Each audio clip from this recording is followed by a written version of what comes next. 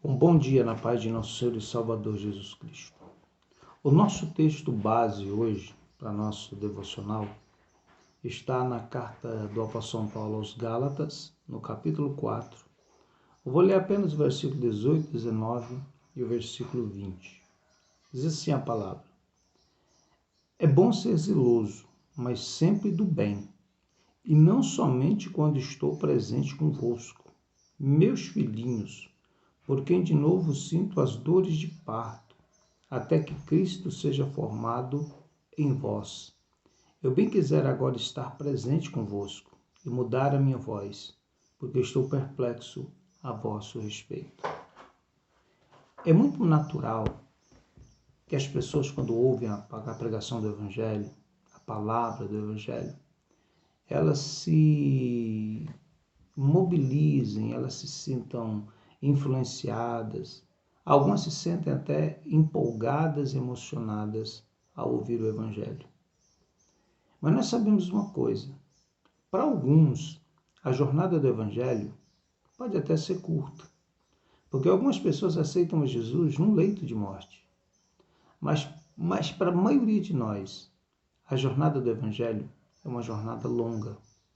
E não dá para nós passarmos a vida dependendo dos outros para servirmos a Deus. O apóstolo São Paulo fala assim: olha, eu espero que vocês sejam zelosos. O que é zelo? Zelo é cuidado. Zelo é quando nós fazemos as coisas bem feitas, quando nós não deixamos as coisas encherem de ferrugem, quando nós não deixamos as coisas encherem de sujeira, quando nós não deixamos as nossas roupas e o nosso guarda-roupa se encher de traça, que pode destruir as nossas roupas. Existem pessoas que são zelosas, a casa delas são bem cuidadas, a limpeza, a organização nas coisas. Mas existem pessoas que são desmanzeladas. Eu lembro muito da minha mãe usar essa palavra. São desmanzeladas, deixam as coisas de qualquer jeito, não zelam de nada, as coisas acabam. Tudo que eles possuem acabam, porque não são zelosos. O apóstolo Paulo diz assim: olha, que nós sejamos zelosos do bem, que nós venhamos a zelar das coisas boas, que nós não vejamos deixar as coisas boas se acabarem na nossa vida. Aceitamos a Jesus, algo novo aconteceu na nossa vida, algo novo foi trazido à minha vida e à tua vida.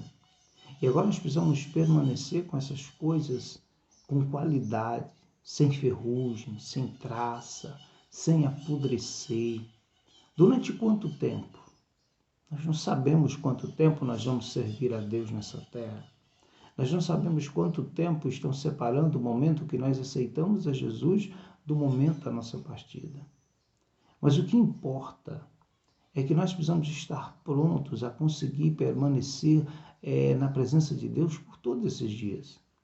Lá no livro do profeta Isaías, capítulo 57, verso 10, fala assim: na tua comprida jornada te cansaste, mas não dizes que não há esperança, porque aquilo que buscavas achaste, e por isso não adoeces.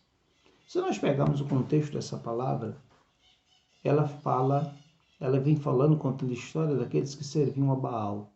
Olha, se aqueles que servem a deuses falsos, aqueles que estão enganados servindo a um Deus que não é verdade, se eles acham motivo de permanecer na sua fé e na sua fidelidade por um longo tempo, por uma comprida jornada, imagine nós que servimos ao Deus verdadeiro. Como deveríamos nos comportar? Como deveríamos estar comportando? Quando Paulo diz, olha, eu quero que vocês sejam zelosos, ele fala assim, mas não somente na minha presença, mas na minha ausência também. Existem pessoas que elas querem servir a Deus, mas elas querem que alguém esteja na tutela dela todos os dias. Eu não estou aqui hoje, depois de mais de 30 anos de fé, com alguém me visitando todos os dias, com alguém me dando uma palavra todo dia, com alguém me acudindo, me segurando. Olha bem, todos nós precisamos de alguém que pegue na nossa mão e nos ajude no começo da nossa fé. Todos nós, naturalmente, precisamos de apoio, de socorro, mas nós precisamos pegar e colocar na nossa ideia uma coisa: eu preciso me emancipar espiritualmente, eu preciso ser uma pessoa que tenha condição de andar sozinho. E se não tiver ninguém para te acudir? E se não tiver ninguém para te socorrer todos os dias da tua vida? Você termina a sua jornada antes do tempo?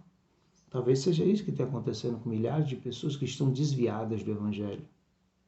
Talvez seja isso que aconteça com pessoas que são altamente dependentes dos outros e não conseguem ter Cristo formado em si mesmo. É muito bonito ver Jesus formado na vida de outras pessoas, é muito bonito ver outras pessoas sendo usadas por Deus, é muito bonito ver outras pessoas tendo vitórias e contando testemunhos. Mas cadê as tuas vitórias? Cadê os teus testemunhos? Cadê o teu crescimento espiritual? A tua fé nunca cresceu, a tua vida cristã nunca prosperou, nunca evoluiu. Você ainda depende das pessoas como você dependia nos primeiros dias. É lógico que nos primeiros dias de fé, alguém me estendeu a mão, alguém me ajudou, alguém me deu uma palavra. É lógico que nos primeiros dias de fé, eu fui amparado por pessoas que já estavam na igreja, estavam na fé. Mas eu tinha de me emancipar. Eu tinha de aprender por mim mesmo, eu tinha de andar por mim mesmo. Eu tinha de ter uma decisão segura. Porque a nossa vida é feita de escolhas, é feita de decisões. E nós não podemos passar a vida inteira dependendo do que os outros vão fazer por nós, para nós permanecermos na fé. Eu li na biografia do pastor Yong-Soo, pastor da Coreia, que um certo dia chegou um homem na igreja dele, paralítico. E aquele homem buscava um milagre de Deus na vida. E o pastor, tendo orado por ele, ele foi curado da sua paralisia. Ele se colocou de pé e ele andou. Ele foi para sua casa, curado, não era mais um paralítico. Todos os dias que ele ia na igreja, uma igreja imensa, uma igreja que tem 10.000 pessoas congregando, ele tinha de chegar onde estava o pastor e dizer: pastor, ora por mim de novo. O pastor orava por ele e ele ia embora para casa. Ele voltava no outro dia e ressoava a mesma voz, a mesma palavra, dizendo: pastor, ora por mim. E o pastor orava por ele e ele ia embora. Um daqueles dias o pastor estava com um movimento muito grande para ele, e aquele irmão que havia sido curado da paralisia não conseguiu chegar à presença do pastor Yong-Soo. Não conseguindo chegar, ele foi embora. Ele foi embora frustrado, porque ele não recebeu a oração do pastor naquele dia. A história conta que quando ele chegou no estacionamento da igreja, ele não conseguiu mais ficar de pé. Ele caiu no chão porque as suas pernas não suportaram o peso do seu corpo. Você sabe o que aconteceu? Aquele homem recebeu a ajuda da fé e o milagre do homem de Deus, mas ele não se emancipou. Ele não conseguiu permanecer na fé no dia que ele não recebeu mais uma oração. Aquelas orações serviam para ele como um remédio que o mantinha de pé. E, na verdade, ele bastava tão simplesmente crer que ele já havia alcançado de Deus um milagre. Aquele homem perdeu o seu milagre, perdeu a sua cura, porque ele criou uma dependência da oração daquele pastor. Ele não acreditava ser capaz de se manter curado se ele não recebesse uma oração sucessiva todos os dias que ele estivesse na igreja. Eu quero falar para você que existem muitas pessoas na igreja hoje que elas são totalmente dependentes de pequenas pílulas de palavra, de presença e de oração dos outros para permanecerem na fé. Não foi isso que aconteceu com a igreja primitiva. A igreja primitiva, ela estava pronta a enfrentar qualquer tipo de dificuldade que eles passassem na vida. Mas quero dizer uma coisa: existem milhares de cristãos nos dias atuais que estão prontos a passar qualquer situação desesperadora e permanecer firmes na fé. Existem crentes que não conseguem atravessar a dificuldade de perder um ente querido, mesmo perdendo eles para Deus. Porque na morte de um justo há prazer em Deus. E às vezes nós não conseguimos superar isso. Falta vida em nós mesmos. Às vezes estamos muito mais ligados a essa vida do que à eternidade que nós esperamos. Às vezes nós estamos muito mais ligados aos valores, às recompensas e os benefícios dessa vida do que promete a promessa de vida eterna que nós temos e devemos viver por ela. Eu quero lhe falar uma coisa: Emancipe-se espiritualmente. Ainda que você conviva em comunhão com a igreja, mas não dependa da fé dos outros para ser um vencedor. Não dependa da oração dos outros para ser um vencedor. Ainda que essa fé e essa oração exista para apoiar você e te ajudar, ainda que existam mãos estendidas para te acudir, mas você precisa crescer. Você precisa crescer, porque existem pessoas que estão atrás de você que precisam da tua mão e da tua ajuda. Como alguém lhe estendeu a mão um dia e te ajudou a caminhar, você precisa estar pronto a fazer isso por outras pessoas. Paulo fala assim, olha, eu não quero que vocês façam isso apenas na minha presença, mas na minha ausência também. Que vocês cresçam, que vocês produzam fruto, que vocês sejam zelosos, que vocês saibam realmente o que vocês estão fazendo seguindo o Evangelho. Pare e pense nisso.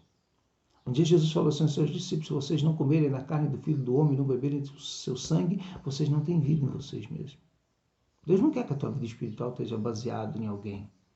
Deus não quer que a tua vida espiritual esteja baseada em alguém que está tutelando você, está pegando você pela mão e te arrastando. Não.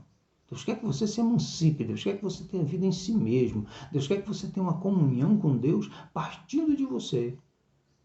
Daquele tipo que se você cair num buraco, você continua servindo a Deus do mesmo jeito. Pare e pense. Você já cresceu na fé. Você tem crescido na fé. Existe uma evolução na tua fé dentro desse tempo que você está servindo a Deus, você está fazendo parte de uma igreja. Se não, meu irmão, desperta. É hora de crescer. É hora de progredir. Que Deus te abençoe nesse dia, em nome de Jesus.